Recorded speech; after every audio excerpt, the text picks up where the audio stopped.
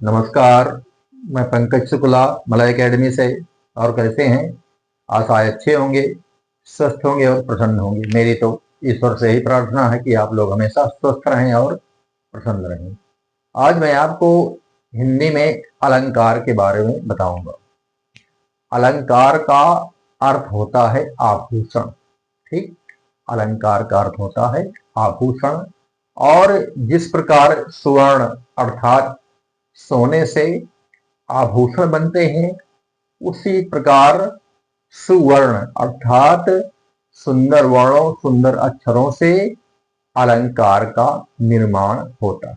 ठीक, अलंकरोत इति अलंकार, जो अलंकृत करे वही अलंकार है, जो शोभा बढ़ा दे वही अलंकार।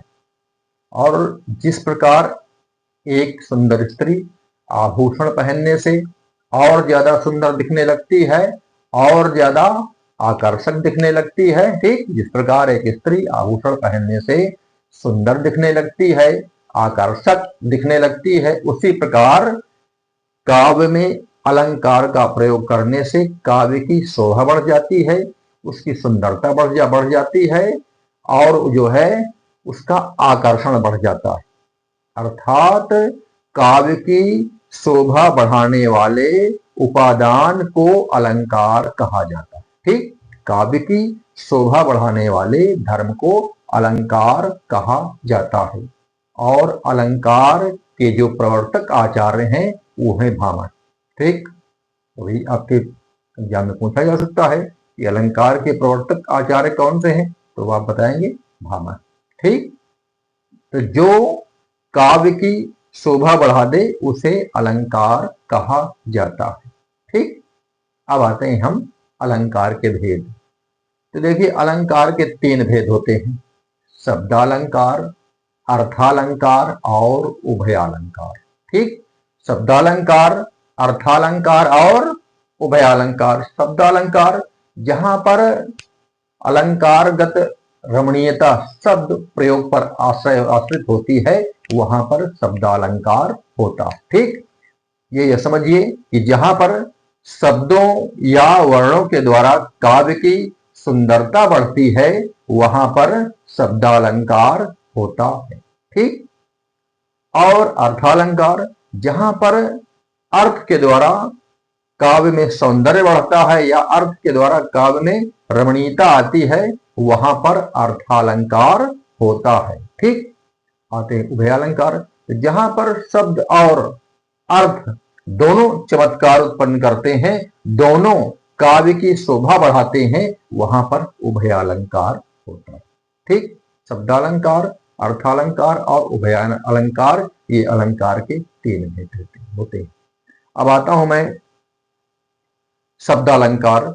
तो शब्दालंकार के मुख्यतः 3 भेद होते हैं: अनुप्रास अलंकार, यमक अलंकार और श्लेष अलंकार। ठीक, पहला अनुप्रास अलंकार, दूसरा यमक अलंकार और तीसरा श्लेष अलंकार। ठीक, अब आते हैं पहले हम अनुप्रास अलंकार। तो जहां पर वर्णों की या अक्षरों की आवृत्ति होती है वहां पर अनुप्रास अलंकार होता है।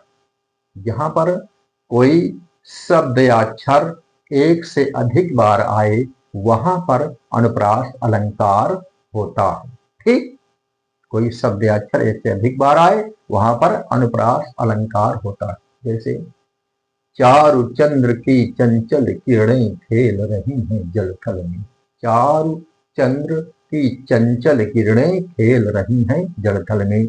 इसमें चावर्ण की आवृत्ति हो रही है, इसलिए यहाँ पर अनुप्रास अलंकार होगा। ठीक, अब बताता हूं मैं आपको अनुप्रास अलंकार के भी 5 भेद होते हैं। अनुप्रास अलंकार के 5 भेद होते हैं। कौन से? पहला है छेकानुप्रास, दूसरा है वृत्त्यानुप्रास, तीसरा है लाटानुप्रास और चौथा है श्रुत्यानुप्रास और 5वां है अंत्यानुप्रास। ठीक, ये अनुप्रास अलंकार के 5 भेद हैं। हो सकता है ये भी आपसे थोड़ा बहुत पूछ सकता है। पहले आता हूं छेकानुप्रास। तो जहां पर स्वरूप और क्रम से एक या अनेक, जहां पर स्वरूप और क्रम से अनेक व्यंजनों की आवृत्ति एक बार हो, वहां पर छह का अनुप्रास होता है। ठीक, जहां पर स्वरूप और क्रम से अनेक व्यंजनों की वृत्ति आवृत्ति एक बार हो, वहां पर छह का अनुप्रास होता है। मतलब जब व्यंजनों की आवृत्ति एक या अनेक व्यंजनों की आवृत्ति सिर्फ एक बार हो, एक बार से ज्यादा ना हो, अर्थात कोई शब्द अक्षर सिर्फ दो बार आए। आवृत्ति मतलब दो बार आए। जहां पर कोई शब्द अक्षर सिर्फ दो बार आए वहां पर छह का अनुप्रास होता है। ठीक, आवृत्ति एक बार होना चाहिए, अर्थात सिर्फ दो बार आए, वहां पर छह का अनुप्रास होगा। जैसे आपको बताता हूं, इस करुणा कलित हृदय में विकल रागिनी बजती। इस करुणा कलित हृदय में विकल रागिनी बजती। तो यहाँ पर करुणा और कलित दो बार सिर्फ आया, इससे ज्यादा नहीं आया, इसलिए यहां पर छह का अनुप्रास होगा। फिर समझा रहा हूं, जहां पर सिर्फ दो बार आए कोई शब्द अक्षर, वहां पर छह का अनुप्रास होता है। अगर दो से अधिक बार आ गए तो वहां पर नहीं होगा। ठीक, कोई अनेक व्यंजन आ सकते हैं दो बार। बंदों गुरु पद पदुम परागा, पद और पदुम, पद जो है दो बार आया, बंदों गुरु पद पदुम परागा। यहां पर कोई वर्ण अक्षर या अनेक वर्ण अक्षर सिर्फ दो बार आए, वो आवृत्ति सिर्फ एक बार हो, वहां पर छह का अनुप्रास होता है। ठीक, अब आता हूं, मैं आपको बताता हूं वृत्त्यानुप्रास। तो जहां पर आवृत्ति के अनुसार एक व्यंजन की आवृत्ति बार बार, जहां पर एक व्यंजन की आवृत्ति बार बार हो वहां पर वृत्त्यानुप्रास होता है। देखिए, छह का अनुप्रास में सिर्फ एक बार आवृत्ति हुई, कोई शब्द अक्षर सिर्फ दो बार आए या अनेक शब्द अक्षर दो दो बार सिर्फ आए, आवृत्ति सिर्फ एक बार हो तो छह का अनुप्रास, और आवृत्ति अगर बार बार हो किसी वर्ण अक्षर की तो वहां पर वृत्त्यानुप्रास होता है। जैसे तरनि तनूजा तट तमाल तरवर बहुछाई। ठीक, तरनि तनूजा तट तमाल तरवर बहुछाए, यहां पर ता की आवृत्ति बार बार हो रही है, इसलिए यहां पर वृत्त्यानुप्रास होगा। ठीक, रघुनंद आनंद कंद कौशल चंद्र दशरथ नंदनम। रघुनंद आनंद कंद कौशल चंद्र दशरथ नंदनम, यहां पर जो है ना की आवृत्ति बार बार हो रही है, इसलिए यहां पर वृत्त्यानुप्रास होगा। ठीक, अब आता हूं, मैं आपको बताता हूं लाटानुप्रास। जब कोई शब्द या वाक्य दो बार आते हैं और उनका सामान्य अर्थ एक ही होता है। ठीक, जब कोई शब्द या वाक्य दो बार आते हैं और उनका सामान्य अर्थ एक ही होता है, लेकिन अन्वय करने से पूरी उक्ति का अर्थ बदल जाता है। अन्वय करने से पूरी उक्ति का अर्थ बदल जाता है। देखिए, जब कोई वाक्य या शब्द जो है दो बार आए और उनका सामान्य अर्थ एक ही हो, लेकिन अन्वय करने से अर्थ बदल जाए तो वहां पर लाटानुप्रास होता है। जैसे पूत सपूत तो का धन संचय, और पूत कपूत तो का धन संचय। दो बार का धन संचय आया ना, दो बार का धन संचय। पूत सपूत तो का धन संचय, पूत कपूत तो का धन संचय। का धन संचय का अर्थ एक ही है सामान्य, लेकिन इसका जो है अन्वय करने पर अर्थ बदल जाता है। अर्थात पूत सपूत तो का धन संचय, अगर पूत अगर सपूत है, अच्छा लड़का है आपका, तो का धन संचय, संचय करने से धन कोई फायदा नहीं, वो स्वयं कमा लेगा। अगर आप संचय करके रख रहे हैं, आपका लड़का कामयाब है, अच्छा है, तो स्वयं कमा लेगा, उसके लिए संचय करने की कोई आवश्यकता नहीं। और पूत कपूत तो का धन संचय, अगर पुत्र का कुपुत्र है, अच्छा नहीं है, बर्बाद हो गया, तब भी धन संचय से कोई फायदा नहीं, क्योंकि आपने जो संचय किया है धन उसको बर्बाद कर देगा। ठीक, सामान्य अर्थ एक ही है, लेकिन अन्वय करने पर उसका अर्थ बदल गया। पूत सपूत तो का धन संचय, अपूत कपूत तो का धन संचय। अगर सपूत है तो स्वयं कमा लेगा, संचय करने से कोई फायदा नहीं। अगर कपूत है, लड़का आपका बर्बाद हो गया, तो फिर कोई फायदा संचय करने से नहीं, उसको बर्बाद कर देगा। ठीक, सामान्य अर्थ एक ही है, लेकिन अन्वय करने से अर्थ उसका क्या होता है, उसका अर्थ बदल जाता है। देखिए, दूसरा एक उदाहरण बता रहा हूं। पराधीन जो जन नहीं, स्वर्ग नरक ता हेतु। पराधीन जो जन नहीं, स्वर्ग नरक ता हेतु। पराधीन जो जन नहीं, पराधीन जो जन, पराधीन जो जन पराधीन है, स्वर्ग नहीं स्वर्ग नरकता हेतु। पराधीन जो जन पराधीन है, नहीं स्वर्ग, उनके लिए स्वर्ग नहीं है, नरकता हेतु, उनके लिए नरक है। ठीक, पराधीन जो जन कामा, जो पराधीन जन है कामा, नहीं स्वर्ग, उनके लिए स्वर्ग नहीं है, नरकता हेतु, उनके लिए नरक है। और पराधीन जो जन नहीं, वाक्य वही है, पराधीन जो जन नहीं, स्वर्ग नरकता हेतु। जो पराधीन है उनके लिए स्वर्ग नहीं है, सिर्फ नरक है, और जो पराधीन नहीं है, स्वर्ग और नरक उनके लिए। ठीक, अन्य कर, वाक्य एक ही है, सामान्य अर्थ एक ही है, लेकिन अन्य करने से भेद बदल गया है, अन्य करने से अर्थ बदल गया। पराधीन जो जन पराधीन है, स्वर्ग नहीं स्वर्ग, उनके लिए स्वर्ग नहीं, नरकता हेतु, उनके लिए नरक है। और पराधीन जो जन नहीं, जो जन पराधीन नहीं है, स्वर्ग नरकता हेतु, स्वर्ग और नरक उनके लिए। ठीक, एक उदाहरण और बता रहा हूं। पिय निकट जाके नहीं घाम चांदनी ताही, अब पिय निकट जाके नहीं घाम चांदनी ताही। ठीक, पिय निकट जाके, जिसके प्रिय उसके निकट हैं, जिसके प्रिय उसके पास हैं, पिय निकट जाके कामा, नहीं घाम चांदनी ताही, उनके लिए घाम अर्थात धूप नहीं है, उनको तपना नहीं पड़ता, उनके लिए चांदनी शीतलता। ये निकट जाके, जिसके प्रिय निकट है, नहीं घाम, उनके लिए घाम धूप नहीं है, चांदनी ताह, चांदनी उनके लिए। और प्रिय निकट जाके नहीं, जिसके प्रिय उसके निकट नहीं है, घाम चांदनी ताह, घाम और चांदनी दोनों उनके लिए। ठीक, जिसके प्रिय निकट है उसके लिए घाम नहीं है, सिर्फ चांदनी है। और प्रिय निकट जाके नहीं घाम चांदनी ताह, उनके लिए जो हो घाम चांदनी उनके लिए। तो देखिए वाक्य वही है, लेकिन अन्वय करने से उसका अर्थ बदल जाता है। ठीक, ये हुआ आपका लाटानुप्रास। अब आता हूं, मैं आपको बताता हूं श्रुत्यानुप्रास। तो जब श्रुत्यानुप्रास में जब एक ही उच्चारण स्थान से उच्चरित वर्णों की आवृत्ति होती है, जब एक ही उच्चारण स्थान से उच्चरित वर्णों की आवृत्ति होती है, तो वहां पर श्रुत्यानुप्रास होता है। अर्थात जब कंठ वाले स्वर हों तो कंठ वाले ही आए, तालु वाले हों तो तालु वाले ही आए, और मूर्धन्य हो तो मूर्धन्य ही आए, दंत हो तो दंत ही आए, तब वहां पर श्रुत्यानुप्रास होता है। जैसे तुलसीदास सीदत निस्दिन देखत तुम्हार निठुराई, यहाँ पर एक ही उच्चारण स्थान वाले वर्णों की आवृत्ति हो रही है, इसलिए यहाँ पर श्रुत्यानुप्रास है।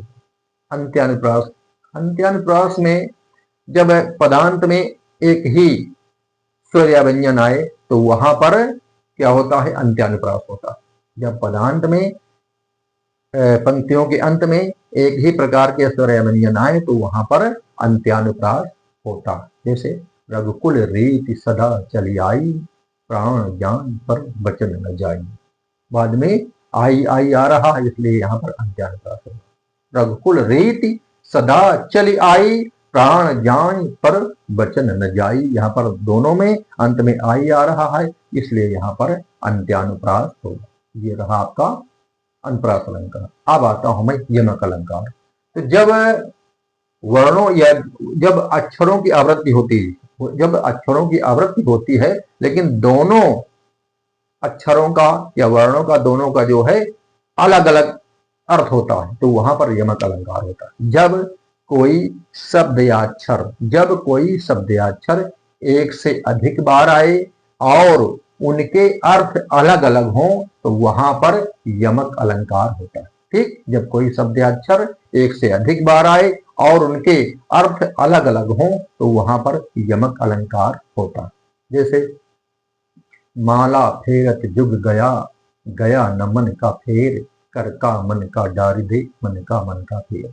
कर का अर्थात हाथ का मन का, माला हाथ का मन का डाल दे, और मन का अपने मन का फेर। एक का अर्थ मन का अर्थ है मन का, और दूसरे मन का अर्थ है माला। ठीक, कनक कनक ते सगुनी माँ दक्षता अधिकाय, या खाए बौराए जग हुआ पाए बौराए। कनक से मादकता बढ़ती है, या खाए बौराए जग हुआ पाए बौराए।